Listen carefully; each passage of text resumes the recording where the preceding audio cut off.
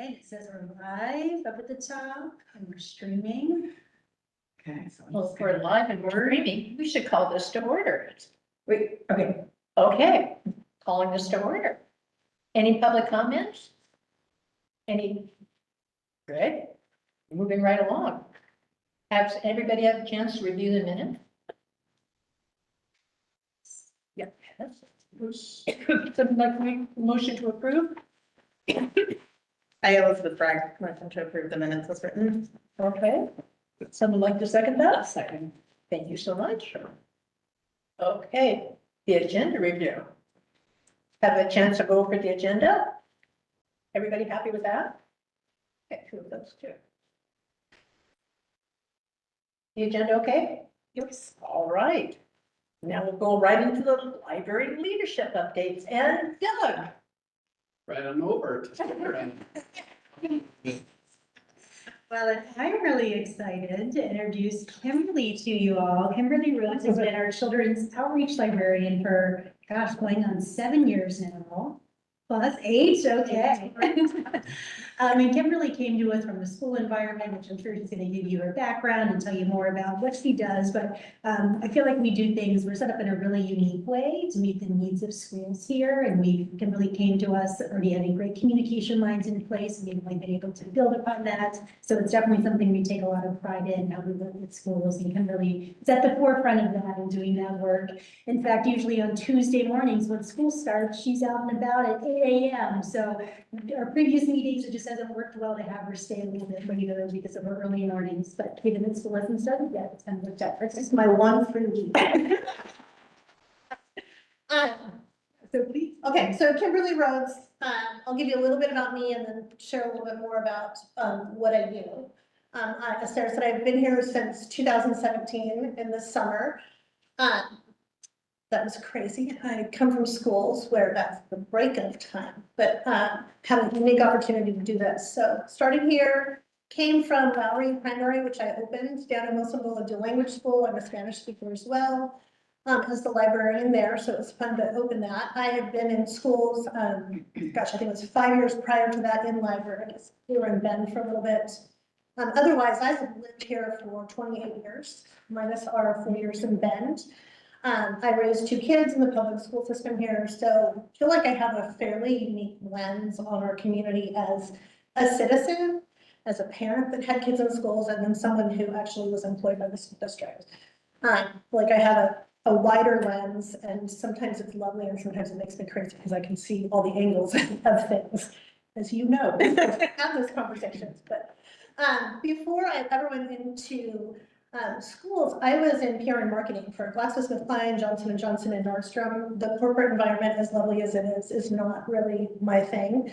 I like the collaborative community outreach type thing. So having been in schools, working with teachers was lovely, working with kids. When the opportunity came to be here and to do outreach in the community, particularly a community I lived in, and I had little kids, it felt like an opportunity. As my son says, you are doing the community engagement piece, but very differently, and you're still doing your library work. So it feels like kind of 2 different jobs.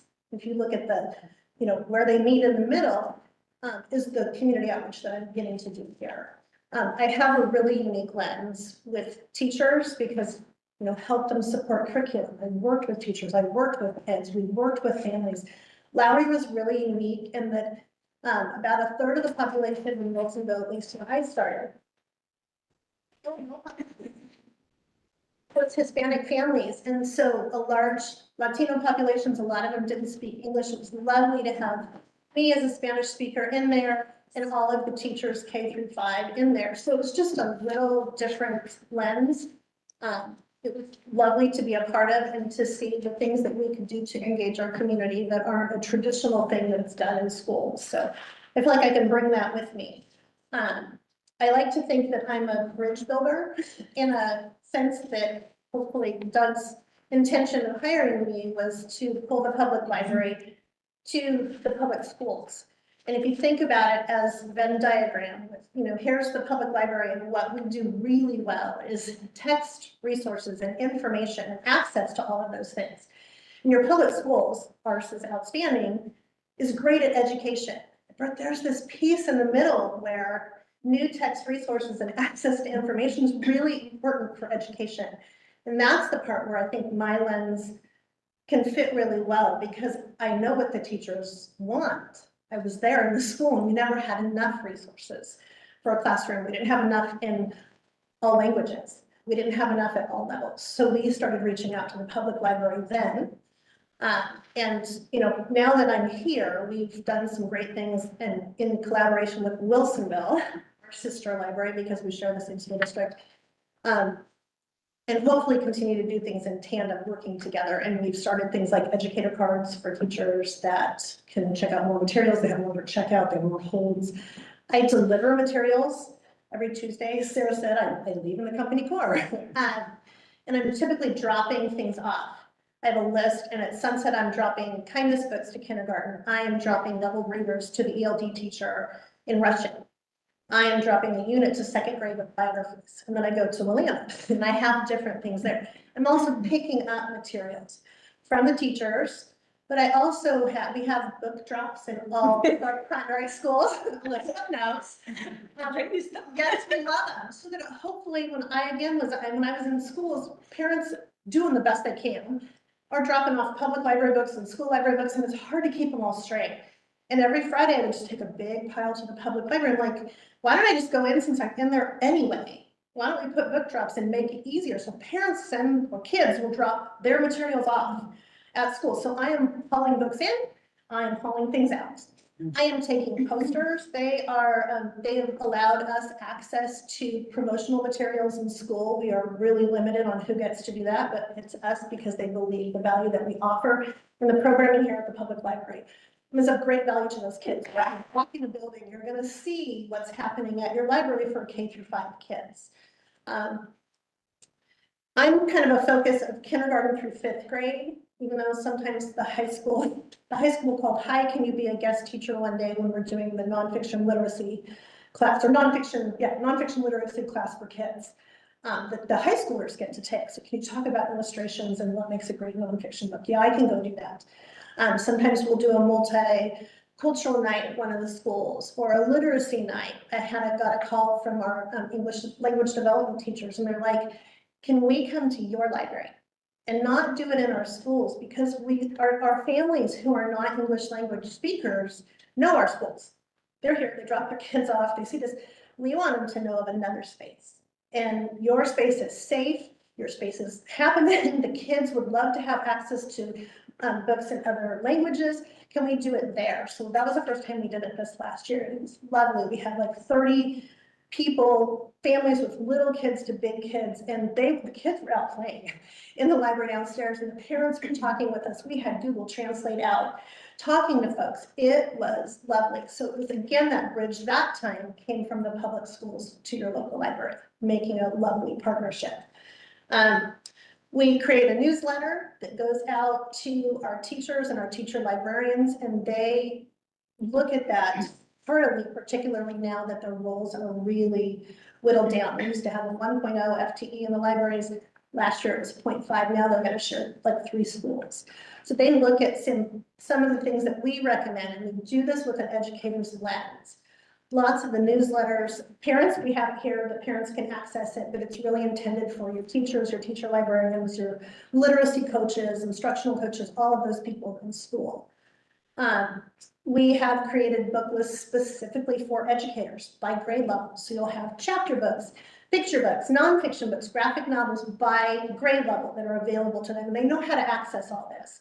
So that if, little Johnny needs, it's like his teacher's like, I need some really good books in 2nd grade. Oh, let me go pop on that link. We'll pop them up. There's, 30 options to choose from. They can click on a cover. If they have an educator card, they can place them on hold.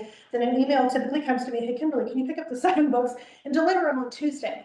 And I always say yes. It's a great opportunity for me to literally walk into a classroom quietly, hand over the books. Usually they go, my gosh, the book fairy is here. Also known as the book fairy because we run kindergarten carnival every year. I think this is going to be our 9th. That's just what I know. Kindergarten carnival happens during fall conferences for your primary schools. Your littles came. Yeah. I have a book fairy costume that is a lovely crown. It's all made out of paper, wings and a wand. I often go in, add book pages into it. It's very fancy. But we have Kindergarten Carnival where we really wanted to have an opportunity to connect with our littlest group of kids in kindergarten. There's some preschool, but not all of them are in public school yet. So with the kindergartners, we talk with the teachers, we talk with the instructional coordinators and principals. Again, I'm allowed to come into schools and read to them. It's kind of a piggy and elephant theme. So I often get to read Piggy and Elephant. I have to be in costume and I do every time. But then they come in with their families and they get a 15-minute window where they come in, they can meet me, they get a free book, they get a 3D printed object, they get a STEM kit, which is something that they can hands-on explore at home. They get an opportunity to meet a special guest. Sometimes that's a dog, one of our library dogs. Sometimes it's one of our community members who makes balloon animals. Our school resource officer has been there and he's doing like famous fist bump things and handing out tattoos. And so it's a great opportunity and we have a lot of resources out for new parents. Library of things or cultural passes. Here's all these other parenting resources. Here's book lists. They can come in and we have a photo wall, there's glitter and fancy sideboards and balloons everywhere. So it's a great opportunity. And I can say I have a number of families that was an establishing point of a relationship for me and for us. Because once they get out of primary school, I hand them to Amy, who yours are there, in middle school, and then they go through high school, and hopefully we just get to keep them.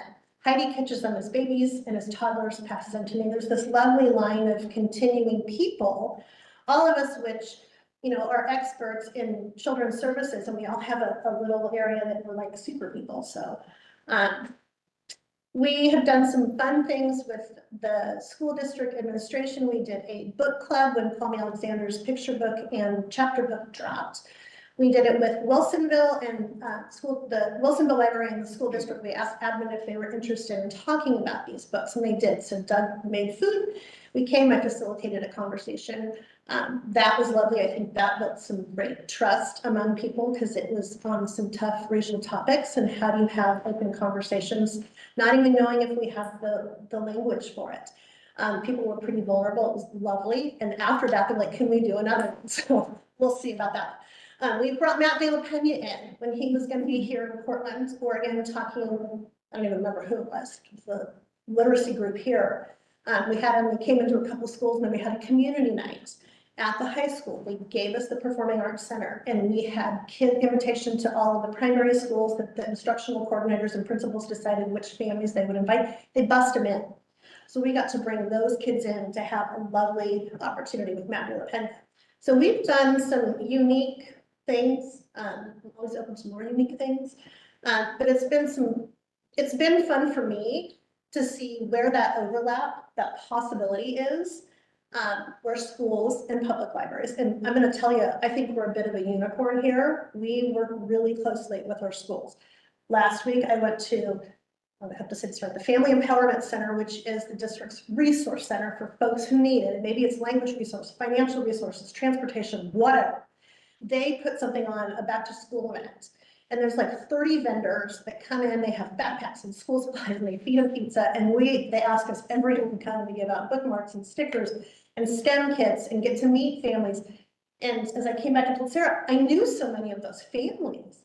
They come into our library. It's lovely to say, hi, how are you? Wilsonville's right beside us. They're handing out books. So we play as a team.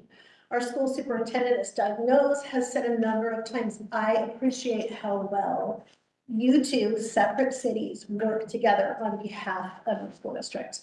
It's how it should be because we're going to share the same things. There are kids who live in Wilsonville that come here and vice versa. And when we open Frog Pond, it's going to get even, murkier. But we don't really care. And we're all on board. Shasta is just like Doug in that ability to create community within a library system for our public schools. I often will tell school administration, they're always so grateful. Like, we serve the same customers. Your kids and your family, those are my kids and my family's too. We serve those same people. So where is it that we can meet and do things better? You do great education, you do great literacy resources. That spot in the middle is where we really get to have superpowers. So they hear me talk about this all the time, the teachers and the TLs. I think I've covered most of that. I also host what used to be early release programs, which is now the No School, All Cool STEAM programs for kids. So K through 5, having come from a school library, I kind of run it like a classroom where we bring in someone, or sometimes it's me teaching you to make catapults. We talk a little bit about the science and the history of whatever it is we're doing, and then we do hands-on exploration. I'm not beholden to a curriculum, which is lovely, like I was in schools, but I still want them to come away with really more curiosity. I don't need them to meet any standards or like, I want to make sure that we understand this aspect of airflow when it comes to aerodynamics. That's not it. We'll talk about those. But if they can build something or get their hands or send something up the air tubes, they learn on their own. And so I have a couple volunteers that come in with me, and one of our other librarians is often there with me. They're fun classes. We have about 50 kids in each of the 2 classes. We're trying to hopefully not open a third one right now. They're busy. They usually fill up, so. We do Kindergarten Carnival, that 4-day event. I manage the Just Right chapter books as well as all of the nonfiction downstairs. So the biographies, the series, we have early nonfiction, which is younger, and then regular nonfiction. And I try to keep my toes in the picture books and everything else so that I can talk with teachers. And I have to say, I'd be remiss if I didn't say that helping kids and families, it is truly my job. I love that I get to connect kids to books, families to resources. I'm not a quiet librarian, as you can probably tell. I am loud. I'm pretty vivacious. I laugh really loud. They say, we can hear you laughing from upstairs, Kimberly. And you add library. I need. It's a lovely place. And you add library dogs and babies, and I am just in hog heaven. So this for me is kind of a dream job. I plan, hopefully, to be here till I retire, which may be a long ways off. But I feel very fortunate to get to do what I do. I love being a part of this crew. The leadership is incredible. Our colleagues have each other's back. There's a level of trust and teamwork that is not normally seen. And we can pull that out into schools and help our community that way. It really feels like I have a dream job. So that's about me. If you have any questions, let me know. And I know I talk really fast again, loud, fast, crazy. No questions, but I want to share appreciation because I have seen what you do. My kids are now in middle school and going into high school. But I got to be there with you for 7 years, and I have explicitly seen your impact. And so I Thank you. appreciate you and also you for having that role that exists. So. Well, and him for having, thank you for that. I'm gonna try not to cry. I also emote a lot.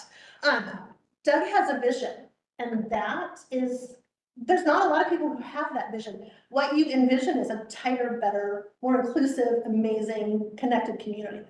And you put it in place through, in part me, but in part all of us in the work that we do. So it just, I love that. I mean, just this morning, a little 5-year-old comes up and he's like, where are your fairy wings?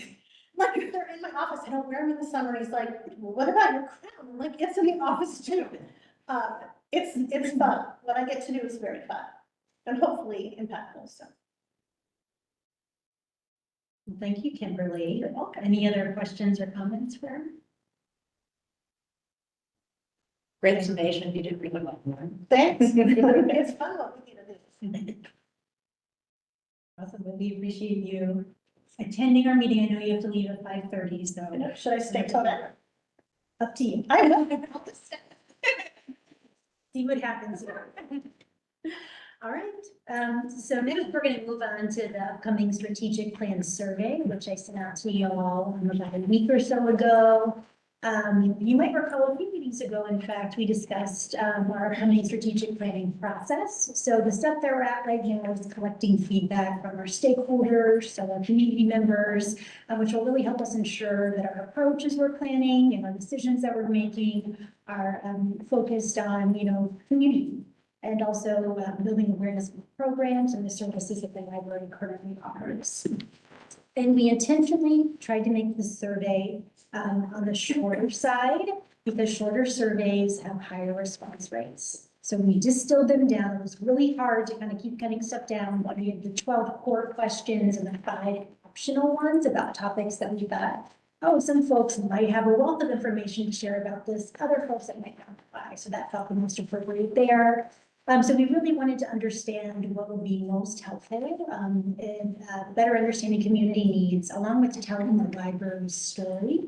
And how folks saw this as well and what they really appreciate about the library. And I do have to give thanks to Sarah Chesney, our adult services librarian, and Katrin Lenartz, our teen services librarian, because they went down this road with me of researching public library surveys and a sense for what that entailed, and then really helped hone, the clarity, the intent, the language, and all of this. And at this point as well, all of our library staff have reviewed the survey, shared their feedback. We've made some tweaks. So we're kind of towards the end of, the process of finalizing things. And we really wanted to get your thoughts as well. Share your perspective as library users.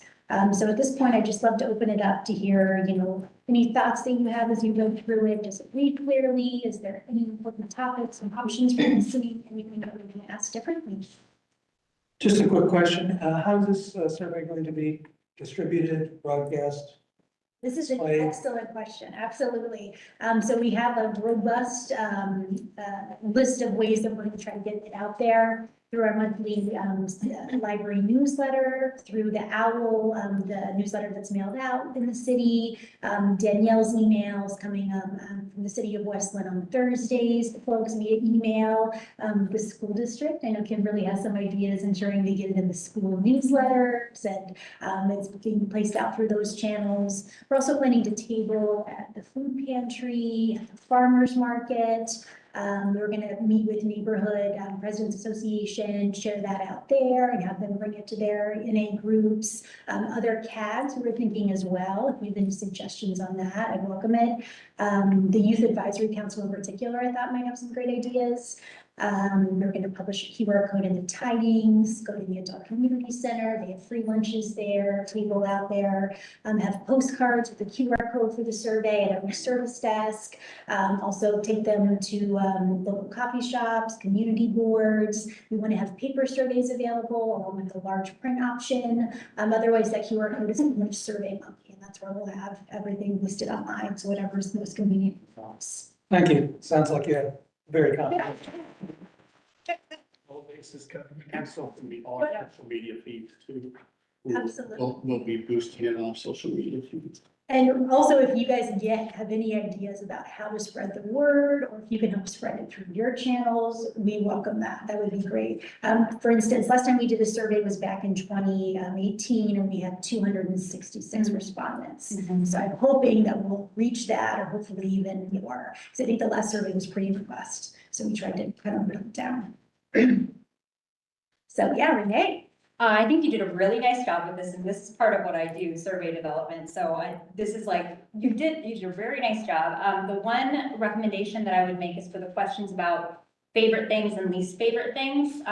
It says, what is your favorite thing? And then you can select up to 3 options. If you want to get more responses, I would say, what are your favorite things? And they can select one, but if you want to get more responses, change it to favorites so that you encourage, you have more favorites and least favorite things. I love this expert feedback. So I wrote notes. And first of all, I'll just say that I come from a place of, it's all just different perspectives, and then you just hear what I say and then take what works and what doesn't work. It's not like, this has to be this way. So anything that I say, just know that it's just what came across to me.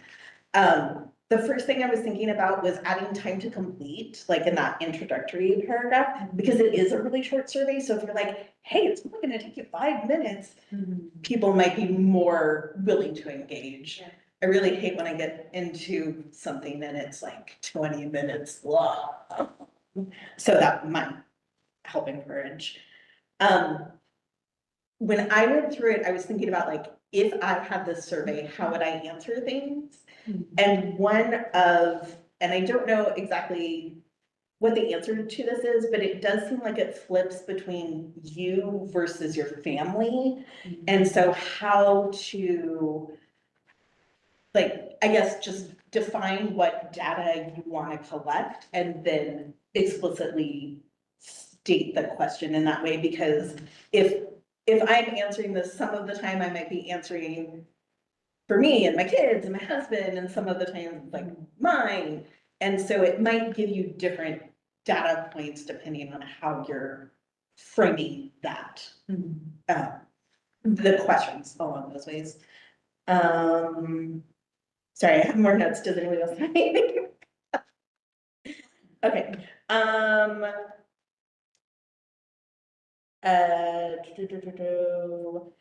so, let's see what this means. On number 3,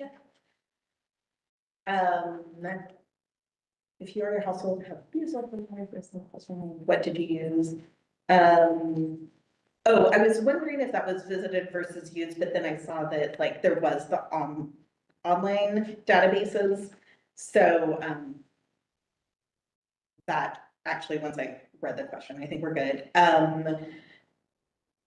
I was wondering if, or just pointing out that, to not make that question either required or have a didn't use the library selection. That's a good point. Yeah. Because if it's required, but you can't pick like, no, I didn't come, like you're kind of in a loop. And for question number 4, it was really interesting when I read it. I was like, this makes me like, it puts thoughts into my head on how those like suggestions as to why you don't come to the library. And I was like, I hadn't thought about that, but now I'm kind of like, that is a challenge. And so I don't know if like reordering it a little bit might like take away that subliminal. But I would put I only use digital resources at the very top, Okay. because that seems like the most likely, if somebody is completing this survey, they're engaged in some way with the library. So no, I didn't physically come into the building, but yes, I do use those online resources. It's most likely going to be your most common answer.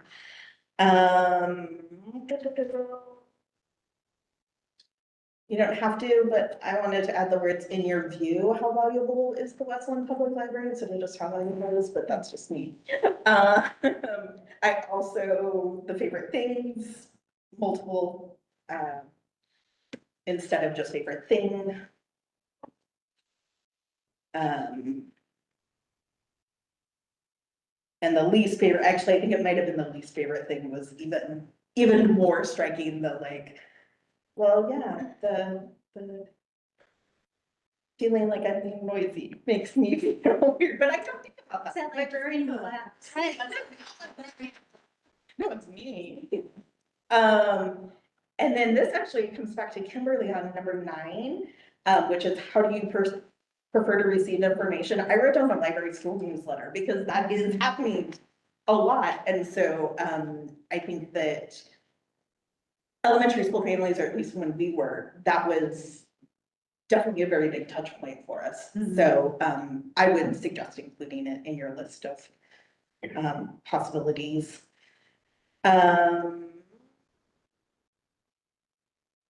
Number 10, the word prefer. Take it however you want, but I was thinking like tend, or like, are you trying to get at when do people come, or when would they like to come? Which is kind of a different question, or at least for me it is. And then Often would be better. When do you most often visit? Yeah. I like that. And then the demographic, that kind of goes back to that question about, is it about you or is it about your household? So like, I'm filling it out, I'm gonna fill it out, and I'm gonna be in that 40 to 49 category, but I'm also kind of filling it out for my under 18-year-olds at the same time, so. You might want to add a question about how many children are in your household. That's That helpful. could, yeah, How many household members do you have? Something like that. yeah. Okay, that's the end of my notes. Are you keep like an age range and if they can enter a number? Seems like that'd be more. Like 0 to 5, You want to get, like, you want to keep it as basic as possible, but if you want to capture like whether the person is, representing a household with children, or, how that may influence the results, then, yeah, I would just say, do you have any children who are under the age of 18 in your household, or something really basic?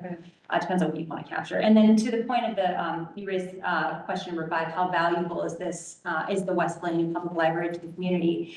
I don't know if as a, person filling out the survey, I would respond on behalf of the community. I think a better way to phrase that might be, how valuable is the West Plain Public Library as a community resource, perhaps? Or say, how valuable is it to you? But, I think capturing like, how valuable is it, to the community by saying a community resource might be a better way of getting at that. On question 11, again, you probably want to get children's age and narrowly bucket it into like 2 or 3 year buckets, whereas 40 through 60-year-old preferences are not that different from each other. So, Maybe like grade level. course it raise. Or, like K through 2. like high school, Yeah, or elementary, middle school, high school, Yeah. even just that simple. like how your library structure is. But again, it kind of goes back to like what kind of data is gonna be useful to you all when you look at it later. But as a person filling it out, definitely that dichotomy about like, am I filling it out for me or all the people's? And then how do I answer these questions? So. I was thinking about number 8, the only one that requires like writing, sort of stuck in the middle. I wonder if that was on purpose. So some easy stuff, then you write, then some easy stuff, or if that's just where it landed, like maybe should that be the last one? And should it be optional? I wonder if having, like you were saying before, if people will get put off by, now I gotta write something. You put it at the end, a lot of people skip it, so it depends on how Yeah, valuable the that's why information it's is. there, that's why I wonder if it was there on purpose, because. Yeah, so get the questions that you absolutely want completed right at the beginning, because some people go like 1-2 pages off and then get interrupted. Well, and I think our thinking behind that was that, folks were considering, okay, their favorite things about the library, hopefully a little bit less about their least favorite things, but. And then they can write what the- come to mind.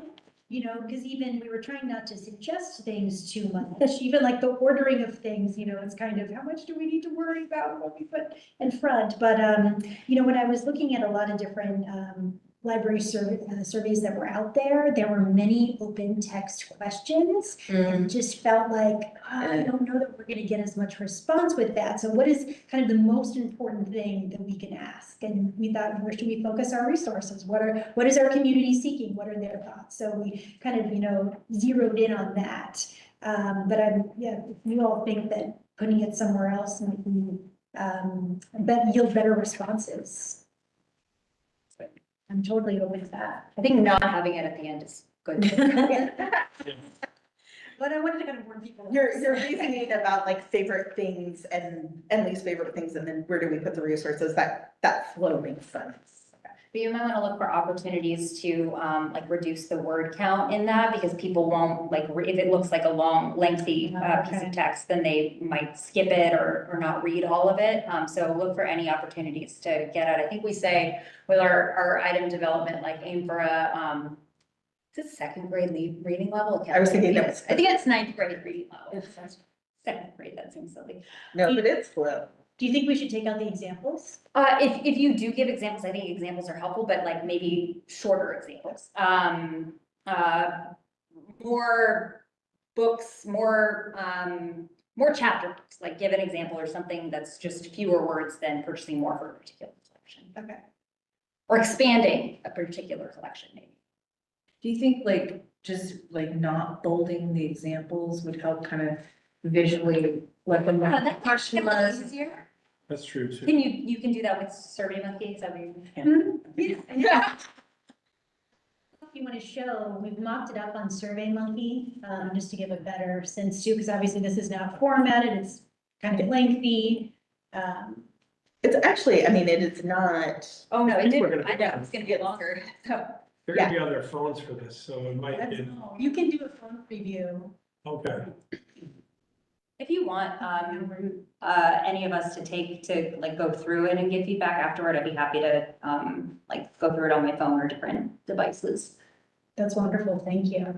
Yeah, people, I think, get confused about, their library card. People usually say West Lynn library card and not realizing that it always works at Clackamas County. So we were trying to think of the most inclusive way to ask it, and we thought just. Well, some libraries in our county say, here's your blank library card. They don't explain that. It's for everybody. Yeah. For all these zip codes, that's what I'm wondering. Well, if we can simply reduce those, we talked about what we most commonly see at our libraries. You've got it, So yeah. It's I mean, West Lynn mine- and then like 5 for like Oswego. And you don't. Could you just Wilson fill Hill. it? Yeah. We could. Just fill it, what is yours? Cause Weston Then you only don't got need for the one, data. right? 7068, is that? Yeah. 6-8, yeah, That's the only? yeah, I think it was, yeah. yeah. Like Maryhurst is Yeah. the 3-6. Yeah, but they're not technically West Lynn. I think there's. Yeah, but five. there's just kind of hard There's to 5 houses. in whatever tax Can't district. make Oswego. So if you, Cause I live over there. if you just put those two and then fill in the blank at the bottom. Yeah, so. Those- Yeah. This is really productive. I like this. That's a good idea. Let's do more surveys. I asked, like last time, what's the demographic distribution of the library users? So it's great. Yeah, this has been super helpful. Thank you all. Any other thoughts? The only other thing I wondered, kind of like looking at the priorities and work plan from the city, is if we want to have there's a few like, questions around diversity, but maybe being more of a free form, how could the library improve diversity, equity, and inclusivity, and belonging in the community, to see if there's anything that we're not aware of or touching, and addressing the different priorities. I think we're gonna do that. We're gonna work with, since I oversee that component for the city, we're gonna work with our DEI consultant, Tricia Brand, and look at this together in our next time together, which is in early September, and find a question that we think would fit in here for that as well. Yes, when will this go out? Yeah, so we were gonna have it go live in early September, and run through, November 3rd, so for around 2 months. Seemed like a good time frame. I know early September can be tricky with families getting back in the school routine, but we really wanted to hit the farmer's market. We've heard from other city outreach, staff that that's a great way to reach people. Curriculum nights at the schools. There you go. Yeah. If you wanted to reach out and or have Kimberly reach out and, table or whatever. Have the curriculum nights, that might be another good engagement thing. Absolutely. Well, thank you all again for your feedback. This has been awesome. We're looking forward to taking a closer look at this, making some adjustments and then getting it out there. So I can definitely send you all, a draft if you're interested in seeing, once we go ahead and do these tweaks and improvements. And then otherwise, we would just really love your help and sharing it out with folks in your neighborhood, your community, any other groups you're in, because we really do want to live. And our goal is 200 and how many? 266. Or, yeah, 67. One more. Okay, thank you again so much. So, opportunity to talk about the city, council's work plan. It's the first time that, I know we submitted everything and you all worked on this as a advisory board, and this is the response that we got back, which you've all gotten. And, no surprises, they kind of worked off of the things that we had talked about, or you all talked about, that we wanted to work on in the coming year. I have a couple of things that are about to happen, that are starting to be announced. In regards to one of the questions about diversity, equity, inclusion, and belonging, we have come to the conclusion with Wilsonville, the city of Wilsonville, to in the beginning of January, as part of our equity piece, to go fine free. So we're going to be a fine free library. with the Wilsonville Library at the same time, so that we are doing this as a school district, across the whole school district, so there's equity. We've really looked into this, of course, our other systems, Washington County, Multnomah County, Fort Vancouver, which has been doing it for 50 years now, and Kind Free, are all ahead of us. Not all of us in the county are going to be doing it at the same time. Our hope was that we would be able to do it that way. But a couple of other libraries have started out and wanted to do it this year. And Wilsonville came to us and I said, yes, let's do it. So we are going to do it. It's really not much of a financial impact to our resources. We collect between 4,000 and 6,000, maybe 7,000 on late fees. Now, this doesn't mean everybody gets to keep their stuff, right? So you don't return it, you will be billed for it. You damage it, you'll be billed for it, just like all the other spaces. But we have found through multiple surveys, multiple analysis from a quantitative standpoint that really don't see much difference between this. And it's actually enabling people to bring things back. In some districts, they've seen an improvement of between 70 and 240% return rate was higher within the same span it was before. So it's one of the things that we've really seen in our community is there is, as though it's underrepresented and marginalized in many ways, there is a big part of our community, or a sizable part of our community, that this is a inhibitor of them coming to the library. They're embarrassed, they have fees and fines. We have really gone out of our way in the last 10 years to try to create more and more opportunities for people to return books.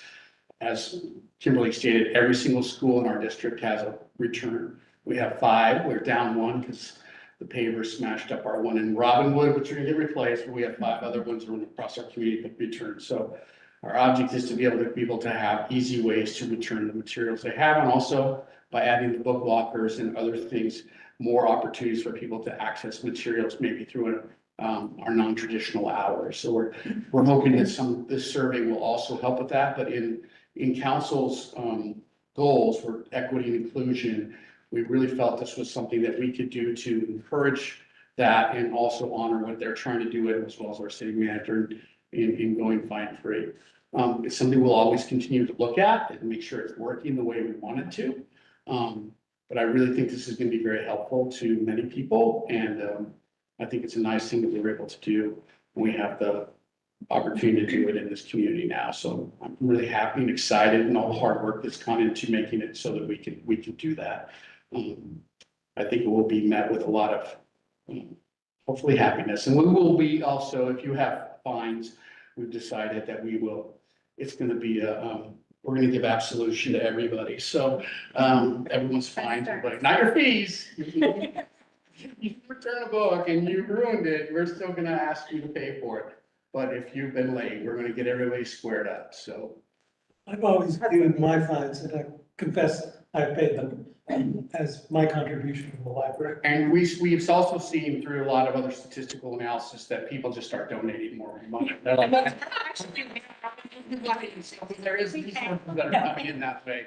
And I feel the same way. I pay double the fines. I feel like a library director, if I can't return something that I'm here almost every day, I need to have double penance. So I will continue to pay my own fines at what I feel is above and beyond what I would ask of anybody else. So I think there are many people that don't see it that way. But for those that are really challenged, and we have seen actually individuals and families basically say, I can't come to the library because of the fees and my fines. And to be able to see that and lift that off of them and have them return and engage in this is just really, we've seen it with our own eyes, and it really is make a difference. So for many, this will be a non-starter, but for some, this will really be, hopefully from an equity standpoint, something that will really help it to enable them to enjoy the benefits of this community and this library. So. Well, this is something huge to celebrate. So how are you going to spread the word to families who are going to benefit from it? But yeah, I think we're trying to figure that out. We're going to do it in concert with the city of Wilsonville. We want to do it at the same time. We have a meeting in the 1st of September. We're waiting to January to do it because we have a logistical back end with their network systems and to get that all squared away and everything done. They're doing it with a couple of other cities, and they asked could we start it in January. So we're gonna work with you all to help publicize this. We announced it, I announced it at council a couple of meetings ago, so it's out there. We're gonna start to make more and more announcements about it, but we do want to do it in concert with Wilsonville's ask us so we can do it together, so everyone will know that in the school district that this is something that is available to them in both cities, so. But we'll, yeah, if you can think of creative ways where we can announce this and make it a big thing, we're looking forward to doing that. I assume there's a system that sends out emails all at once to everybody who has a fine. You could just use. I believe that they're trying to do that now. We're not the first to do it, so really, Lake Oswego has done it a little bit more quietly than we will, but they are doing it. Milwaukee is doing it very publicly, and Molalla is doing it, as well. So we're gonna be the next ones up to do it, our two cities, and, yeah, there's gonna be a lot to learn. This has not ever happened in Clackamas County, so. And we're not all doing it together. In fact, there are many libraries that are not happy that we're doing this, but when Wilsonville approached us, I felt it was the right time to do it. We should do it as two cities that support a school district. We should do it together. And so, and I knew that our community would like it and would be a good thing, so. I have a logistical question Sure. around that. First of all, yay, I love this so much for a multitude of reasons. For those of us that put holds on materials that are actually from a different library. Yes. But we pick them up here, if that other library is still doing the fines, would there be a fine? No, yeah, that? don't hold me to this, but we're figuring this out. I believe that if it comes to you here, it will be fine free. Items picked up here, correct. Yes, but if you go pick it up somewhere else, it would Then be you're- fine. okay. Which is a problem for some folks that are, can be especially as having some major financial challenges and they're having to potentially reduce more hours there. They are not excited that this is happening for their reasons, but to be honest with you, the reason it's happening is because their city doesn't support their library. It relies specifically on the tax district. And if they would have just given them those resources, instead of taking them away for what they call allocated costs, they would be all right. So a lot of these are challenges internally with cities, not just Oh, yeah. from a network. Yeah. So we want to support our neighbors. We are a cooperative in the sense that we share the same, all the same collections with each other. You can all use them across. But yeah, if it comes here, it will not be. So. Just because that could create, if nothing else, confusion, if that was not the case. Well, it's confusion and also from the back end. Right. It's where's it checked in and checked out of, it's a logistical challenge too. So everything has to work on the back end of the systems that luckily our network. And Rick, for those of you that know Rick, that used to be the library manager here with me, who's the head of Link now, is a great partner with us and is helping us out with that. So, yeah, there's some logistics that we're trying to figure out. And again, it's the first time we've ever done this in this county. So it will be, there may be some ebbs and flows, but we're gonna work through it and get excited about it, so. And you could piggyback on like January 1, New Year's resolutions, turning over a new leaf, like we're wiping the slate clean, blank slate, like you could do some kind of cute little marketing thing, just to let people know. And you will no longer use cat of nine tails or stocks. Exactly, make sure you mention that. Yeah, so, we're excited about the opportunity. It's been, I will, to be honest with all of you, I was not a fan of this idea up to 5 years ago. I thought, this is the way that we get our things returned. And I've completely, after reading, talking to my colleagues, completely changed my ideas around this through what I've learned. And, ultimately, libraries aren't here to find people. Finding is just a mechanism to try to get the books back. All we want is materials to come back so more of you can use it. That's all we want. And that seems to be an antiquated way of doing it. When you start thinking of it that way, if there's ways that we can get our materials back so more of it can be shared with our community, that's ultimately what we want. We're not interested in collecting your 10 cents a day on your item. That takes a lot of work too, by the way. We spend a lot of time having to reconcile how that all works. So that would be nice to not necessarily have to do that as well, especially for Mel. But I do think at the end of the day, this is about sharing materials and getting them into as many people's opportunity for people to engage in it as possible. And I hope that this is one of the ways that we can do it and not have barriers for people not to be able to use the materials. So that's gonna knock off a really big high profile. But we want more and more about, how we do, because do diversity and equity and inclusion in this community looks a lot different than it does in many other communities, but it's still there and it's still present. We just continue to remind ourselves that we're all humans and we're all different in certain different ways. How we respect and honor each other, treat each other as human beings is really important in not just seeing things from a visual standpoint, but from really getting to understand who our neighbors are and what we're doing and how we're doing it, and having the library be that place where all community is welcome. There's no part of our community that's not welcome in this library, no matter who they are. But that also means that we're not restricting people. So when we talked about that censorship issue, we really are wanting to talk in months to come about how we really clarify some of those things. We are fortunate to not have been challenged much around issues around censorship. And we've been very strong as a city manager, myself, and council about what we believe censorship is and isn't, and what we are going to do and not going to do, which is not censor. And so, but all of that comes through education and letting people know the opportunity is that you have choice in what you want to look at or what you want your families or your people to look at. That's your choice. But you don't necessarily get to necessarily put your choice onto everybody else. So I think, as we go on in the world, there's going to be opportunities for us to educate along those lines, as well as, maybe enhance the collections around ideas that will be more open and welcoming to everybody. I've said this to many people. If there's not a book in here that offends you, then we're not doing our job. We all should have things in here that we love, and that's the beautiful part about having a personal library. You can have everything in it that you want and none of the things that you don't, right? But a public library is a place for everybody. So we have to include all the things that we possibly can to engage our community. So luckily, we have a very supportive community here that welcomes that idea for the most part and is not causing a lot of challenges or problems around it. But it is something that this council has identified as something we want to continue to look at, make things more accessible. Just putting this forward as an idea that you can totally dismiss, but if you wanted to assess the impact of doing away with fines, you could consider, I know this is a strategic plan survey, so it's intended to only be launched, once in a couple year span. But you could consider doing it after a couple months have passed, maybe not the entire survey, but just include some specific measures that you then replicate to that are after the fines have gone away, either exactly a year after, just some of the questions about satisfaction or how valuable the library is to the community, just do kind of a follow-up to see if there is a measurable improvement. Mm-hmm.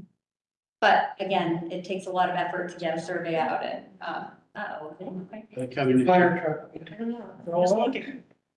Possibly. It's either here or across the street. Yeah, it must be across. I think they'd be in here if they were. Well, I don't know, they just. What are we gonna do with these? We gotta repurpose these somehow. There's a couple thousand out there. They're pretty They're sturdy. gonna be collectible. I have a collection, actually, I do not have a big one though. I have a good one. I have a blue one too. Okay, I'll see what I can do. I do, I have 5 different. library. Oh, now you've got a red, Yeah, of course. I'm not kidding, you guys. well, he's not either, so. Yeah. Yeah. I just took care of my fine, by the way, so I'm good. I think it's across the street. I think if they're walking. Parking lot. There was a really bad accident over here. Yeah, in the, I was late, I apologize. There was really bad traffic Yeah. for my spouse picking my son up from school Yeah. and then for me getting the 2 girls at home alone, so. There was a That's fairly weird, young yeah. kiddo, Oh. like on Pimlico, well, I'm a teenager. Yeah. I didn't see it, but I was right. I wasn't far away. I think he tried to shoot the gap and. Bicycle guy? No. no, it's 2 cars. Those 2 cars, yeah. Okay. Yeah. Not bad. Okay. I'd say that's the worst like intersection of the city, Yeah. right there. Done surveys on that and. Yeah, that's part of the new, Highway 43 plan. That is, yeah. Sure is. Yeah. I had a thought about, belonging and all of that. I don't know if that you were opening for current suggestions or not. Sure, I mean, yes, I mean, always interested in hearing what, we work specifically mostly in our DEI work internally, but obviously this is one of the areas where we have focused the library around DEI as a natural place for it, and we have a, page that links off to just the city stuff, but predominantly most of the city things around DEI for the community come through the library or through educational opportunities there. But yes, definitely interested in hearing ways where we can build community around belonging.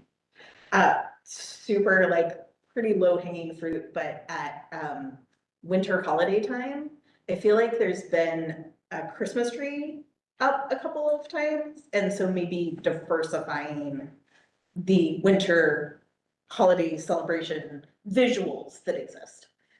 Thank you. I think that we have had over probably the last 5 or 6 years, we have 2 members of our community of employees that celebrate Hanukkah, and they've brought in things. And the thing that we try to do with the community is, rather than trying to represent what we don't understand, having people come in and they say, hey, this is what our traditions are. Can we help celebrate those traditions in the library? And every time the answer is, of course, yes. But we find it sometimes challenging to then reach out. assume that, well, even know who might be to speak to, but then assume, oh, well, this is also a tradition that's something that we don't know much about, but we know that it is. And so we're going to try to represent it. Well, we're going to go to Amazon and find something. Yeah. No, It's not authentic, and it's just. For sure. Depersonalized it and makes it cheap. So the Dreidels have come in, the Menors have come in, and they talk about it, and it's really been a great thing in the last, I would say, 5 or 6 years that we've been doing that here. Now, obviously, those items aren't as large as I think maybe that's what it is visually they're not as large, so I didn't pick up on them. So that might be Yeah, why so, I didn't. but definitely, I think we try to always, anytime, we have many different representations that come here to the library to celebrate or want to celebrate or share their traditions, not just around the winter holiday. And so we're always engaging and wanting to have that experience for everybody to share in the library. So yes, if you know of others, but we have, and we'll continue to engage with the folks that celebrate Hanukkah and want to celebrate it. And throughout the years, we've done different themes on the holiday tree. There's been Hispanic trees, Scandinavian trees. There's been a lot of different, it's not a religious No, it's not. It's not, but it does have a, big place. yeah. A tent, right. In it. Awesome. Okay. Highlights and upcoming events, are we done? I think we're pretty done with yes. Okay, highlights and upcomings, foundation update. I didn't attend the last meeting, so We haven't met in the summer. I think what we can report next time is how our miniature golf, I don't think we've reported on that yet. I don't think we have the numbers all yet. Yeah, that was fun. Yeah, and we did a miniature golf fundraiser in here called Caddy Stacks. Caddy Stacks. Yes. And it was very fun. But we'll have more upcoming things, I think, with the foundations, usually in the fall when we do our Dolly Parton Imagination Library and other things, so. But we kind of had a summer off for most folks in the foundation, so we'll be gathering again here in a week or two. and with the foundation, we've got with Dolly Parton, the state now does half of it, right? Yeah, well, it's gone up in price. Families had to raise the prices a little bit, so it's a little less than half, but yes, it's very much needed. It was actually on potentially the chopping block at this last session, and it got put back in. So we're thankful for that. And the state The state, legislature, yeah, oh, but it did, it did not, it came through. And just as of the last few months, the entire state of Oregon is covered. So every zip code can sign up for the program. And they've also launched bilingual books in English and Spanish too is another option. for folks. With Dolly Parton? Yes. That is phenomenal. Yeah, cool. That is so cool. I love that. It's pretty special. Yeah. Absolutely. I wasn't aware that they age out at 5, and my oldest is turning 5 at the end of the month, and so we got a sweet letter from like Dolly Parton at the front of the book that said, even though, I think it said, but I will always love you at the end of it. A song. Yeah, Right, it was her song. Yeah, that's fine. it's on Jolene, I think. Joan, you know, that's cool. Okay. Board comments, this is okay, this is it. Anything you want to comment about, come on. Field Try trips, group, you really gotta. I know, field trips, do we want to do those again? Is that a comment? We're going to do any more? Nobody's talking, okay, there's no comments, we can adjourn, someone make a motion to adjourn now. Second. Say we adjourn. Okay. And someone second it? Yeah. Okay, we're done. Okay, now you can say we're done. Thank you all for your help and great comments tonight. Thank you to everyone who helps out making the library a good place. Thank you, Doug.